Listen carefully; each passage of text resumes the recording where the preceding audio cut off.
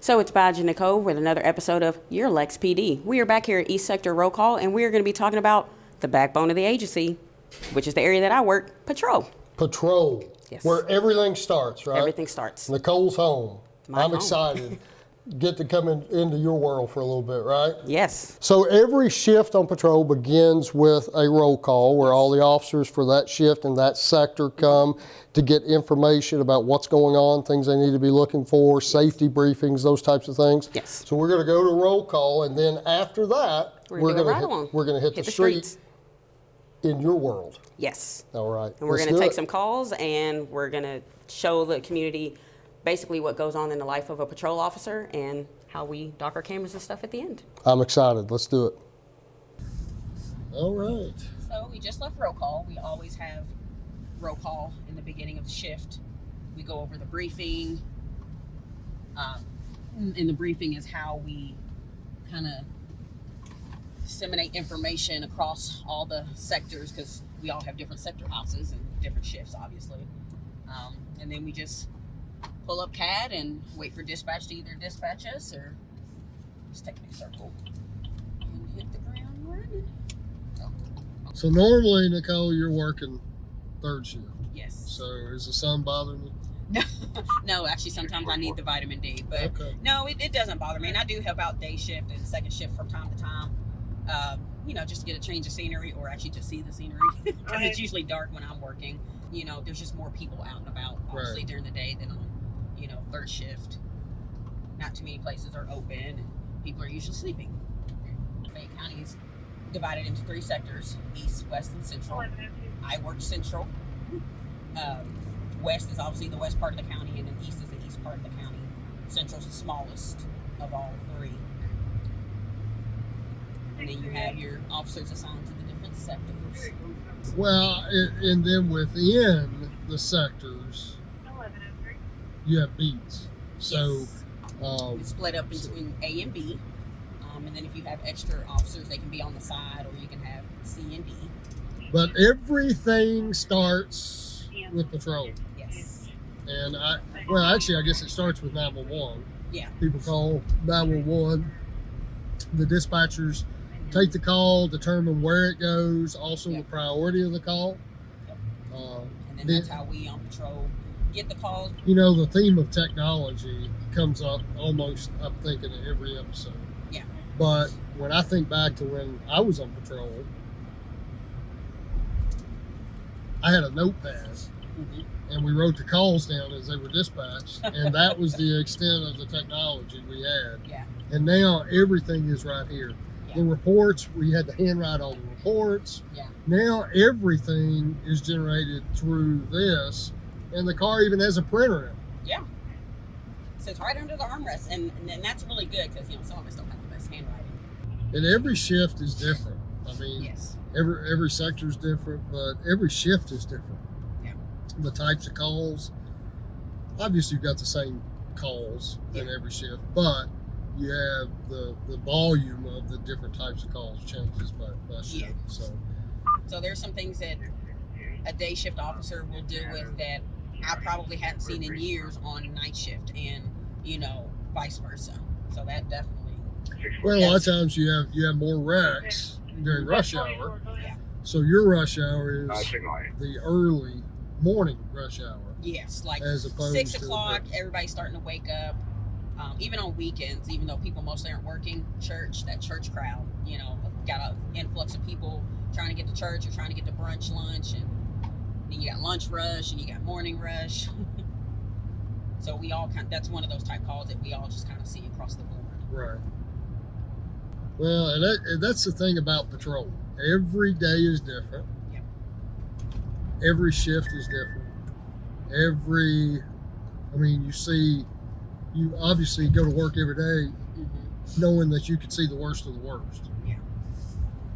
And that's what a lot of people don't realize, I don't think, about patrol, is that somebody has to respond to these things, right? Yeah. And it all starts with patrol. So yeah, and we're your first line of defense. We get the calls, we initiate the initial report before it goes to its specified bureau or detective that it's going to go to. And if an officer wants to follow up with that particular case, they can get with that detective that gets assigned that case, and they'll assign it to them as well, and they can work, in unison with that detective to, see this case if it goes all the way through the court system, and if it has to go to trial and stuff like that. So we do like doing that because there's a few cases that just hit home. Right. You're just like, oh man, can I follow through with this case, whether it's domestic or narcotic related, or you got someone and it closes out like 5 to 6 burglary reports because they've been tied to all these other, criminal offenses. Since we've gotten the flock system, that's been amazing to see the picture of the car. And even at night, even though we can't see the color and stuff, those descriptors are usually on that hit. Right. And we can see the plate. And when you deal with a lot of cars, you kind of can get the look of the model of the car that you're, looking for. So I know a lot of officers on patrol are really excited about the flock system. And it kind of, if they're in our area and they're hitting in a certain area, or they're hitting a certain cluster of flock cameras, we know that's the area they're in. So we can sometimes be like, they're heading in this direction. We can kind of bypass them or radio to another sector like, hey, we're getting these flock hits. They may be coming to your area at the way that they're traveling. Well, yeah, I mean, you can, once it hits a couple, you kind of have an idea where it's migrating. So, and that's something that I've talked to more people in the public that were, and I've talked to a lot of people that had actually seen our episode on Arctic, and they were like, that is amazing, and they're excited. I think a lot of people in the public are excited about it because it impacts the solvability of, and like we always call it, it's precision policing. The cameras are labeled to kind of let you know in which direction: east, west, inbound, outbound, inner loop, outer loop. And so in Central Sector, we have a lot of one-way streets. So if they're hitting at a certain intersection and it's a one-way street, I can pretty much guesstimate which direction that they are traveling. And then officers will start kind of saturating that area and just kind of circulating, seeing if we've been very successful, even with a minor time delay. And you'll be like, well, this is the intersection it said. And it's like, oh, wait a minute. That car matches the description. And once they pass you and you see the plate, it was like, oh, there's our car. And then you also want to make sure that there's another unit with you, because for stolen vehicles, you're going to make what we call a felony stop. And we need at least 2 cruisers for that. But where there's been so much development, neighborhoods, some of these new streets aren't even in the map books. That's where a GPS comes in handy. That's where this CAD comes in handy. Because when a call pops up, the location, if you're not familiar with the area, you can click on it and it'll pop up a map. And usually if you know the cross streets around, you can at least get yourself into the general area without having to use a GPS. Well, that's a patrol officer plays a lot of different roles. Yeah, we've wear many hats. We're a therapist, just a listening ear. Sometimes, my case, I'm a mom. I find myself sometimes giving motherly advice, or just, like, what are you doing? Especially when we're dealing with some of these juveniles that are just kind of starting to go down a wrong path. And I've gotten out on MAs, and the person broke down, and that's kind of like the last straw that broke their back. And they just kind of want to vent and just get it all out. And I've been a listening ear, for that. And we figure out a way to get you to the gas station, get you some gas. And I mean, we've given rides to gas stations to get them gas, to get them back. Sometimes if it's super cold, they're like, hey, I just need a ride to the homeless shelter, or I just need a ride here. Yes, I'll give you a ride. That's some of the services that we do offer, and we don't have to do that, but we're not cold-hearted. So we do respond to things that aren't necessarily criminal in nature.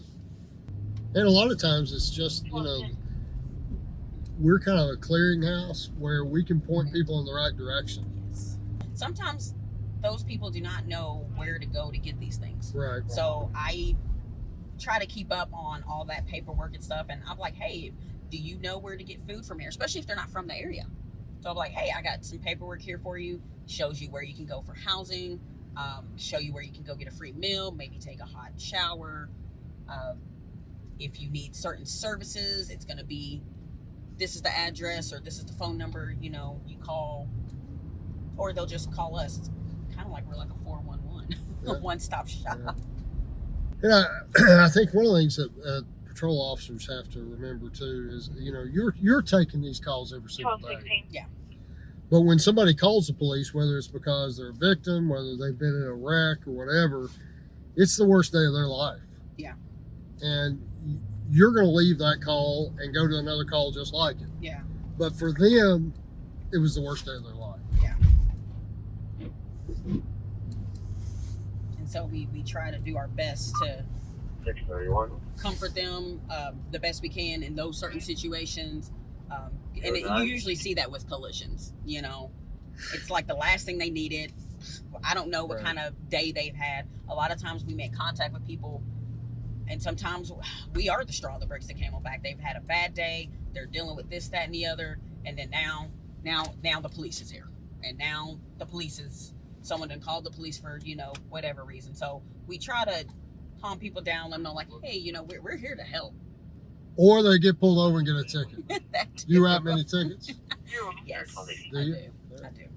When it's not as busy, you get a chance to be proactive. Yeah, and that's do when you can go and, patrols oh, you know what, I feel like making traffic stops today. Yeah. Or, you know, I'll go check all the businesses and make sure there's no one, you know, and that's the other thing about patrol. Sometimes we can have special assignments.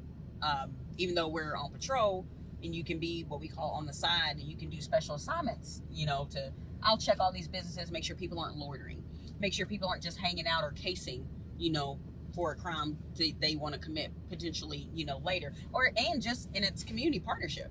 You know, show your face, you know, to some of these gas stations that are 24 hours, like, hey, just make sure everything's good. They're glad to see you. Mm-hmm. Yeah. Oh, absolutely.